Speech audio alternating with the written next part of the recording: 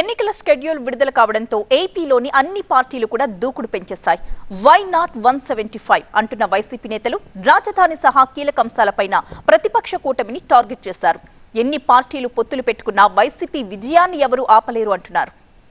మనం అభివృద్ధి కార్యక్రమాలు చేయట్లేదని, రాష్ట్రంలో విధ్వంసాలు సృష్టిస్తున్నామని రకరకాలుగా మన పార్టీపై, మన ప్రభుత్వంపై, మన గౌరవ ముఖ్యమంత్రిపై దుష్ప్రచారం చేసే కార్యక్రమం చేస్తున్నారు. దాన్ని తిప్పికొట్టడంలో మీరందరూ కూడా సమర్థవంతంగా పార్టిసిపేట్ చేసి 2 నెలల్లోనే ఎలక్షన్స్ ఉన్నాయి. ఈ 2 నెలలు చాలా కీలకం. మీ వృత్తి కార్యక్రమాలు మీరు చూసుకుంటే కూడా పార్టీకి మీరు అందించవలసిన సేవ ఈ 2 నెలలు. ఎన్ని పార్టీలు కలిసి వచ్చినా కూడా కలిసి ఉంటేనే బెటర్. ఎందుకంటే ఓట్లు ఇద్దరి మధ్య చేరుతాయి. ముగ్గురు పోటీ చేస్తే ముగ్గురు మధ్య చేరుతాయి. ఏదైనప్పుడు కూడా జగన్మోహన్ రెడ్డి గారి పట్ల, ఆయన పరిపాలన పట్ల పాజిటివ్ ఓటు ఉందని మేము పూర్తి విశ్వాసంతో ఉన్నాం. మహిళలు 100% జగన్మోహన్ రెడ్డి గారికి ఓటు వేయడానికి సిద్ధంగా ఉన్నారు. ఏ కులమైనప్పుడు కూడా ఒకవేళ మహిళలు జగన్మోహన్ రెడ్డి గారి పట్ల పూర్తి విశ్వాసంతో ఉన్నారు. వారంతా కూడా జగన్మోహన్ రెడ్డి గారు కూడా వేస్తారు.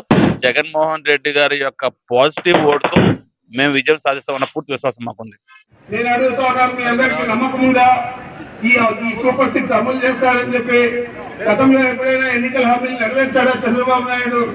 చంద్రబాబు నాయుడు చెప్పుకోవాలంటే ఏం పథకం ఉంది అని అడుగుతా ఉన్నాను.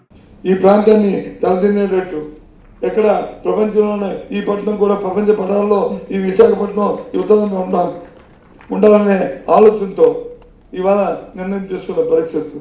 దానికి ఎన్ని అడ్డంకులు చేస్తున్నారో, ఎన్ని ఆలోచనతో అడుగుతున్నారో మీ అందరికీ, మీకే, నాకంటే మీకే బాగా తెలుసు.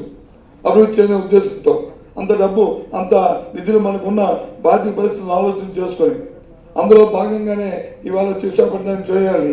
ఆఫ్టర్ అంతా కలిపితే ఒక 6 నుంచి 10,000 కోట్ల రూపాయలు ఖర్చు పెడితే, ఒక 2 సంవత్సరాలు ఖర్చు పెడితే, ఒక 3 సంవత్సరాలు ఖర్చు పెడితే ఇది తలదిన్నే మరి క్యాపిటల్ గా ఇది దేశంలోనే వస్తుంది. ముంబైతోనో లేకపోతే ఒక బెంగళూరుతోనో, చెన్నైతోనో, లేకపోతే పూణేతోనో చూసి కంపేర్ చేసుకునేది కంటే ఎక్కువగా ఇది ఉంటుంది అనేది మనందరికీ తెలిసిన విషయం.